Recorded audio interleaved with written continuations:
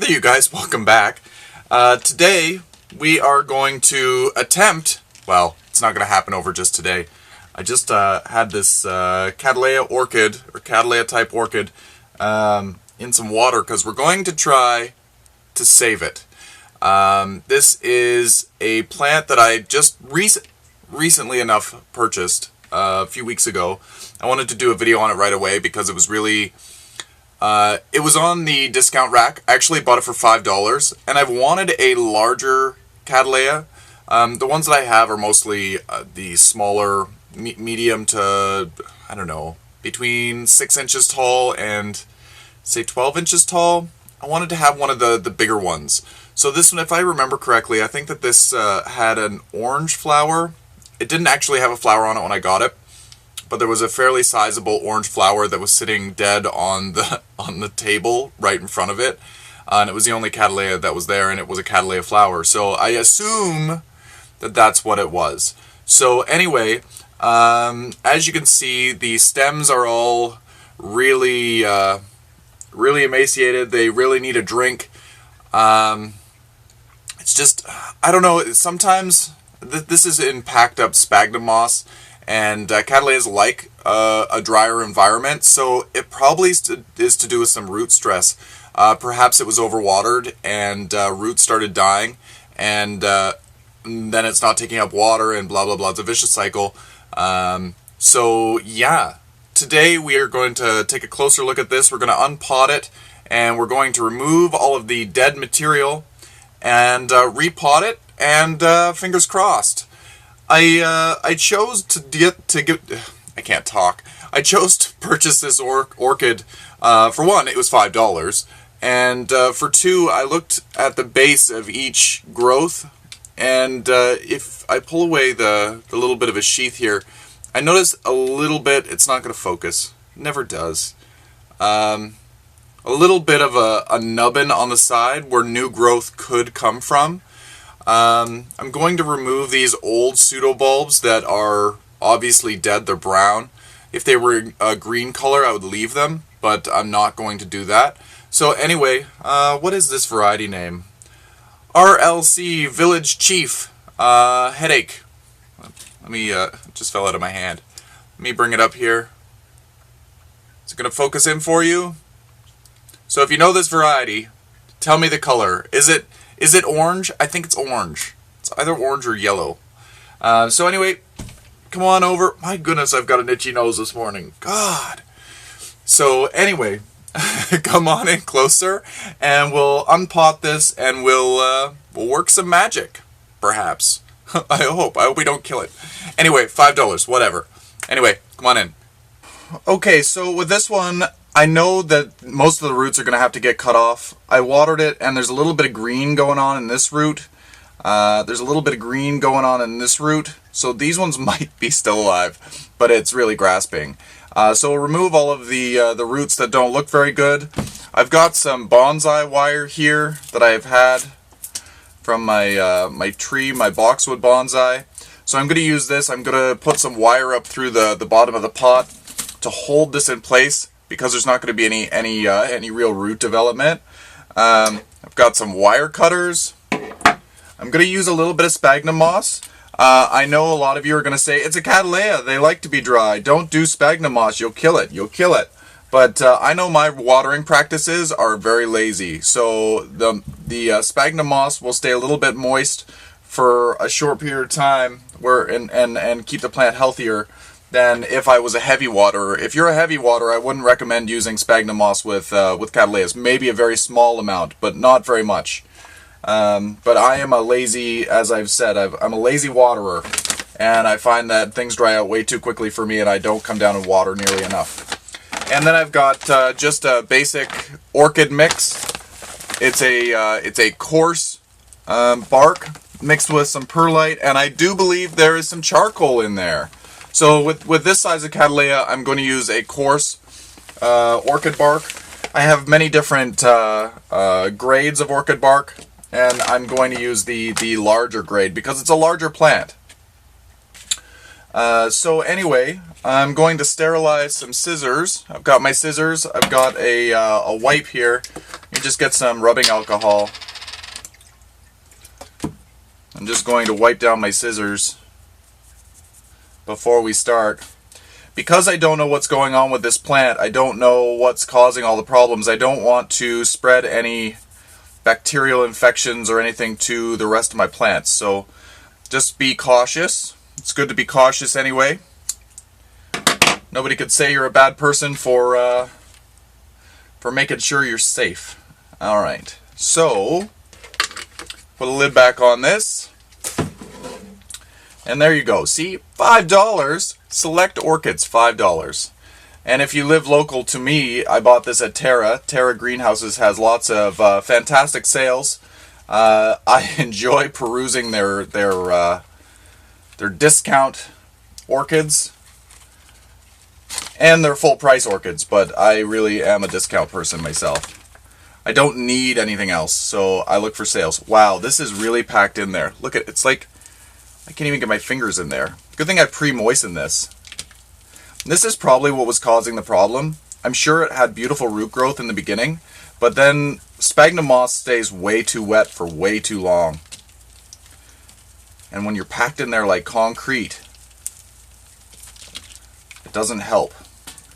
So I'm just going to get all the sphagnum moss away from this, so bear with me, and I'll see you in just a second. Media from the roots. There's still more in there, but I'm going to be removing this last half, so I'm gonna just be a little bit careful here. I didn't think I'd be able to cut through this with scissors, so I just got some pruners, and I've sterilized these with rubbing alcohol. I'm just gonna remove these old pseudobulbs, just like that, and then I'm going to just cut right through there. Go to the garbage. All of these roots are all dead. Such a shame. So anyway, we've got this lovely rhizome down here at the bottom. I say lovely loosely. It's not very nice. So it's green, so that's very promising. Let's hope that it does well. I brought down a little bowl of cinnamon as well, because I'm going to, after I'm done, I'm going to sprinkle some on the cuts. And cinnamon is a natural antibacterial / fungicide, so just keep that in mind. It's cheap, it's easy to get, so might as well use what we have. I'm going to get the scissors out here, and I'm just going to cut away some of these other roots that I know are dead. The ones that I'm on the fence about, I'll leave. At least there'll be something that will anchor the plant in place. Not really looking too hard at it, because most of these are dead. They're stringy, they're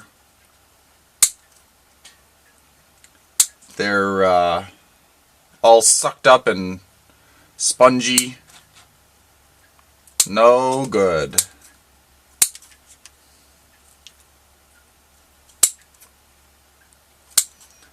Okay. It's the last one here. Really, what am I leaving?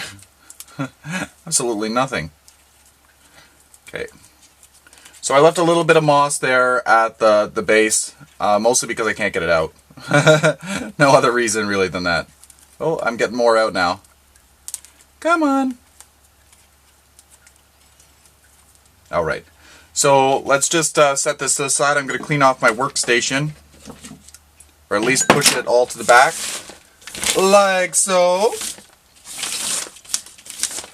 Don't want that old stuff in there. I've got a new pot, and I've got some wire. Just going to take the wire, and all I'm going to do is I'm going to put it up through here, through the bottom of the pot. I'm going to do the same thing on this side. Just going to cut this wire. I'll just slide this up through here. We could do this in two areas. for extra support. Alright. Stuff is easy to cut. Not sure what it is. It's, does it say? It's all in Japanese. It's supposed to be a copper wire, but I think it's more of an aluminum. But I don't know. I can't be sure. It's a really soft metal anyway. So we'll pull that through as well. So now we got 4 points to hold on to our plant. So we'll set this off to the side. And I'm just going to actually put a little bit of, I've dampened the sphagnum moss. Just going to put a little bit of damp sphagnum moss down the bottom. Just a little bit, maybe an inch or so, just loose. Then I'm going to put a lot of bark.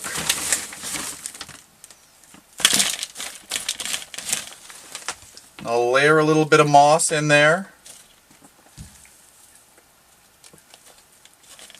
Again, I'm not measuring, I'm not doing anything. Usually I mix these things together, but because Cattleya like a lot of airflow, I'm not going to mix it really thoroughly. Okay, so now we've got the mix of bark there. Now we've got our Cattleya. And remember that Cattleya, oh, I forget what the word is. It's going to grow, it grows in one direction. So this Cattleya is growing in this direction. You see the older pseudobulbs here, and it's just constantly growing in this direction. So you want to push this side as close to the pot as you can. I told you I was going to do this. I'm just going to dip the end of the cut in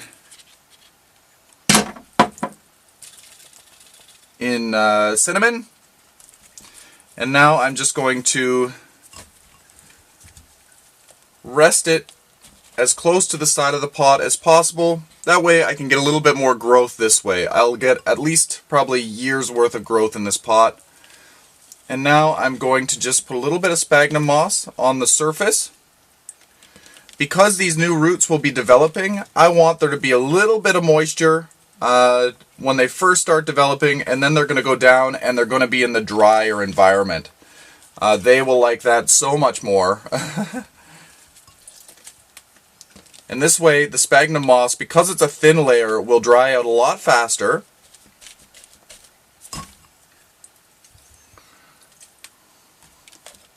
Again, it all depends on your watering techniques. If you water every day, then you won't need to put any sphagnum moss in here. If you water once a week like I do, or a little longer than that, then you might need some of this assistance. So I'm going to now take my wire, now that we're in place.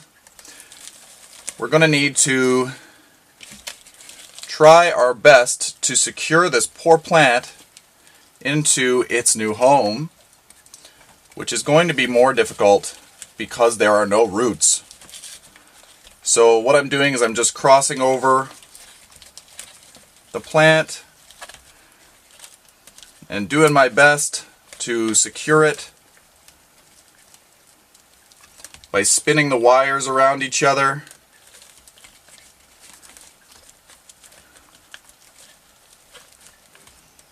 It's not an exact science, however it works best. Some people make it look so much easier. It's actually my first time doing this. So I'm going to cut off all the extra, leaving a little bit, but I don't want it overhanging the pot too much. Okay. Now you're probably saying, Bill, your plant is still moving around. Well, it will, because there's no roots. But this wire will try its best to hold it in place. I'm also going to use,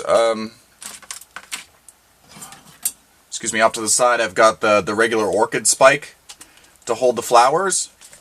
I'm going to use one of those, just push it right down into the bottom of the pot. And I'm going to use some of the orchid clips.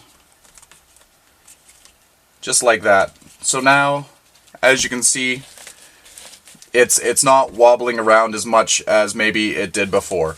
So I'm going to use another one of these orchid spikes. Just push it down all the way to the bottom, and I'll get another orchid clip. So there we go. The first time, I'm not going to do it on camera, but I'm just going to water it, flush it through to get any dust and stuff off of the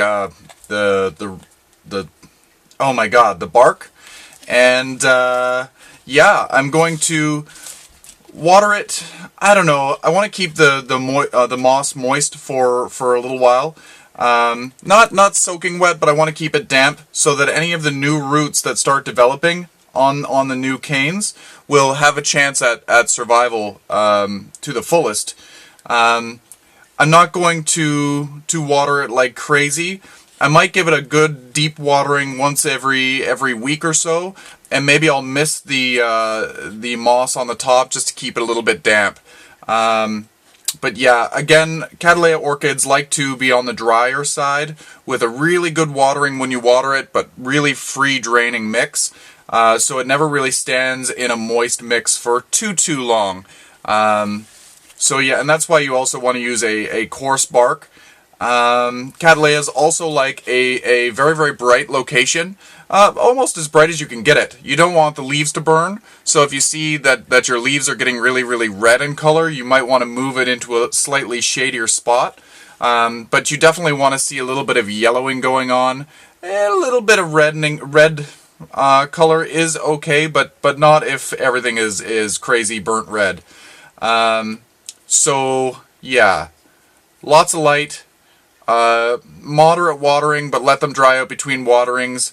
And actually, for the moment, I'm going to keep this in a relatively shaded spot because it's trying to recover. If I put it directly in the sun, it will use up a lot of its moisture storage, and I don't want that to happen. So keeping it in a slightly shaded environment, still a bright light, but more of an indirect location, would be beneficial for this right now, until we see that there's active root growth and it's starting to nourish itself. And you'll notice, because some of the pseudo stems will start to plump up a little bit. These older ones probably won't plump up any, but any new growth that comes out will be nice and plump, and that's when you know that your plant is coming back into health. So anyway, stay tuned for more updates on this one. Fingers crossed that it does well. I'm really hopeful. And maybe in 6 months or so, we'll have a look at this again and see what it's all about. See what it's doing. Maybe there's new growth. Maybe it's completely dead. If it does die completely, I'll be sure to let you know. Anyway, for now, happy growing, everyone, and enjoy your plants. And I'm like, what? There's green in there? What? What did I plant? Oh my god. I thought maybe it was seeds or whatever, but we'll look in here and see what there is. Very exciting.